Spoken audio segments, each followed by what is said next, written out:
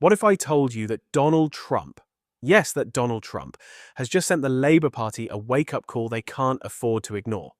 And no, this isn't about Twitter rants or campaign slogans.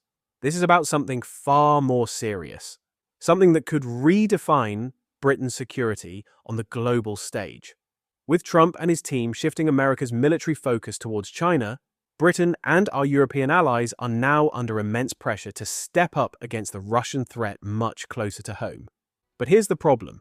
Labour has made big promises on defence spending, yet we're still waiting for them to deliver. And in a world where delays could mean disaster, that's a risk we simply can't take.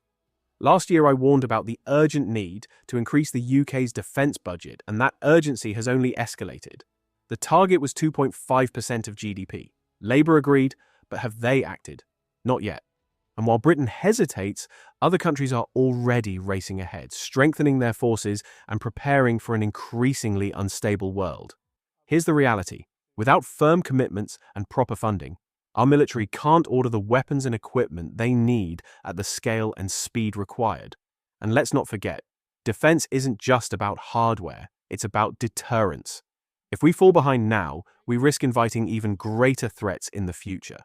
And let's talk about Ukraine, because this is where things get even more dangerous. Ukraine was illegally invaded by an aggressive dictator, and any peace negotiations must involve them directly. The West cannot afford to let Russia claim a victory, because if Putin gets away with this, who's next? China is watching. Other adversaries are watching. And if NATO appears weak, they'll push the limits even further. There's even speculation about a European peacekeeping force to enforce any deal. But if that happens, our forces must be prepared. And that means serious investment, not just political talk. So here's the bottom line. Labour must wake up. The time for waiting is over. If they don't act now, Britain could find itself scrambling at the back of the queue while other nations ramp up their defences. And worse, we could be caught unprepared for the conflicts of tomorrow.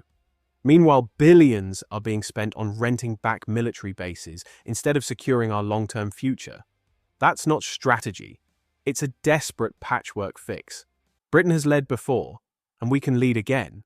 But only if we give our armed forces the tools they need.